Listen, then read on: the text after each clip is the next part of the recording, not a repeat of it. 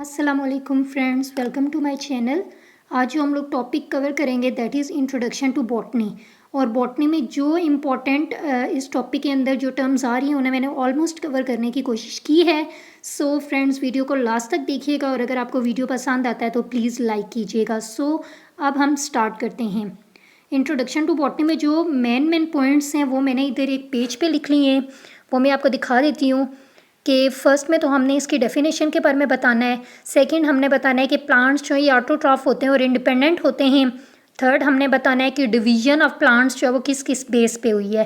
पहली डिवीजन जो है वो वाटर रिक्वायरमेंट की बेस पे हुई है। सेकंड जो है वो हैबिटेट एनवायरनमेंट लोकेशन की बेस पे हुई है। थर्ड जो है वो लाइफ ड्यूरेशन की बेस पे हुई है। फोर्थ जो है वो बॉडी अपीयरेंस और फिफ्थ जो है वो नेचुरल सिस्टम ऑफ क्लासिफिकेशन की बेस पे हुई है। सबसे पहले हम लोग बॉटनी की डेफिनेशन पे आ जाते हैं। तो botany we all know it's the branch of biology we deal with the study of plants.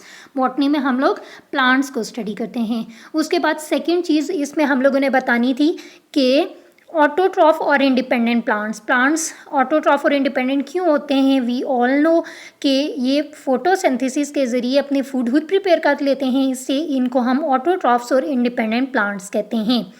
उसके बाद division of plants based on first base जो थी वाटर रिक्वायरमेंट। अब वाटर भी डिपेंड करता है, कुछ प्लांट्स को ज़्यादा चाहिए होता है, कुछ को कम चाहिए होता है। तो इस बेस पे हमारे पास 3 प्लांट्स की आगे टाइप्स आ गई हैं, दैट इज़ मीजोफाइट्स, जीरोफाइट्स और हाइड्रोफाइट्स। जो मीजोफाइट्स हैं, वर्ड से हमें पता चल रहा है, मीजो मीन मॉडरेट और फाइट्स मीन प्लांट्स, यानी ये वो प्लांट्स हैं जिनको मॉडरेट जो है वाटर की अमाउंट की ज़रूरत होती है। इनकी हमारे पास एग्जाम्पल है, यहाँ पे हमारे पास एग्जाम्पल दिया दैट इज़ रोज़ा मल्टीफ्लोरा, और भी बहुत सी एग्जाम्पल्स हैं हमारे पास। उसके बाद हमारे पास सेकंड आ जाता है ज़ीरोफाइट्स। ज़ीरोफाइट्स मीन बिल्कुल ज़ीरो, इन्हें बिल्कुल वाटर की अमाउंट की ज़रूरत नहीं होती और इनमें ज़्यादातर हमारे पास जो है कैक्टस के प्लांट्स पर आ जाते हैं। इसके अलावा हाइड्रोफाइट्स वो हैं जिनको ज़्यादा जो है वाटर की अमाउंट की जो है वो ज़रूरत होती है। हाइड्रोफाइट्स में बहुत सी और भी एग्जांपल्स आ जाती हैं, इनमें आप देख सकते हैं कि ये वाटर लिलीज़ वगैरह आ गया, और भी डिफरेंट आ जाते हैं। उसके बाद हमारे पास आ जाता है सेकंड बेस जो है वो उनकी इन्वायरमेंट या हैबिटेट लोकेशन की आ जाती है। तो इन्वायरमेंट भी डिपेंड करता है, कुछ प्लांट्स जो हैं वो वाटर में रहते हैं, कुछ टेरेस्ट्रियल इन्वायरमेंट में रहते हैं और कुछ एरियल होते हैं। ये 3 इसमें क्लासेस हैं। एक्वेटिक प्लांट्स जो बिल्कुल पानी में रहते होंगे, टेरेस्ट्रियल प्लांट्स वो हैं जो कि लैंड पे रहते हैं, और थर्ड जो है हमारे पास एरियल प्लांट्स आते हैं। ये लैंड पे तो रहते हैं लेकिन ये दूसरे प्लांट्स के ऊपर रहते हैं। इसमें भी मैं आपको एक एग्जाम्पल जो है वो दिखा देती हूँ। ये आप देख सकते हैं कि एक बड़ा सा प्लांट है और उसके ऊपर जो छोटे प्लांट्स हैं वो ग्रो किए हुए हैं। उसके बाद हमारे पास थर्ड क्लासिफिकेशन की टाइप आ जाती है, that is life duration. Plants की लाइफ पे भी डिपेंड करता है। इसमें भी हमारे पास 3 टाइप्स आ गई हैं, एनुअल, बायएनुअल और पीरेनियल आ जाते हैं। एनुअल वो प्लांट्स होते हैं विच लिव फॉर 1 ईयर, 1 साल से ज़्यादा उनकी लाइफ जो है वो ज़्यादातर नहीं होती। इनमें हमारे पास वीट, राइस, मेज़ वगैरह जो हैं ये आ जाते हैं।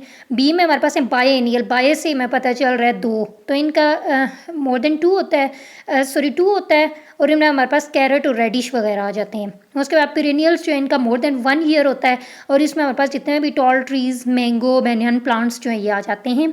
उसके बाद फोर्थ है हमारे पास बॉडी अपीयरेंस।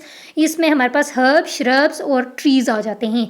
हर्ब्स वो प्लांट्स होते हैं जो कि इजीली ब्रेकेबल होते हैं, जैसे हमारे पास ब्रासिका कैम्पेस्ट्रस हो गया, जो सरसों का पौधा है वो हो गया।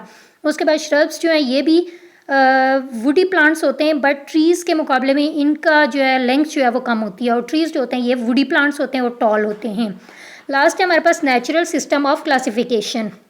इसमें हमारे पास आगे 2 क्लासेस आ जाती हैं, वेस्कुलर प्लांट्स और नॉन वेस्कुलर प्लांट्स।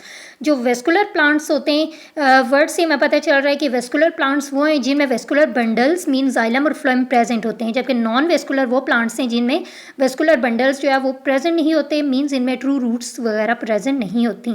उसके बाद वेस्कुलर प्लांट्स जो उनकी भी आगे 2 क्लासेज हैं, दैट इज़ सीड प्लांट्स और non seed plants. Seed plants में आगे जो है हमारे पास और 2 टाइप्स आ जाती हैं, दैट इज़ एंजियोस्पर्म्स और जिम्नोस्पर्म्स। जिम्नोस्पर्म्स वो होते हैं ये दोनों सीड्स प्रोड्यूस करते हैं। जिम्नोस्पर्म सीड प्रोड्यूस करते हैं बट इनके सीड्स नेकेड होते हैं। उसकी भी मैं आपको ये डायग्राम आप देख सकते हैं, ये आप देखें कि इसके सीड्स जो हैं वो फ्रूट के अंदर इनक्लोज नहीं हुए होते, जबकि जो एंजियोस्पर्म्स हैं इनके सीड्स इनक्लोज हुए होते हैं फ्रूट के अंदर। उसके बाद जो नॉन सीड हैं इसमें हमारे पास क्लब मोर्स, हॉर्स टेल वगैरह की एग्जांपल आ जाती है। और नॉन वेस्कुलर जो हैं इनमें क्या होता है, वेस्कुलर टिश्यूज़ वगैरह नहीं होते और इनमें हमारे पास मोसिस और लिवर वर्ड्स आ जाते हैं। फ्रेंड्स, आई होप आपको ये टॉपिक समझ आ गया होगा। प्लीज़ अगर समझ आया है तो मेरे चैनल को सब्सक्राइब कर दें और सपोर्ट कीजिए। Thank you.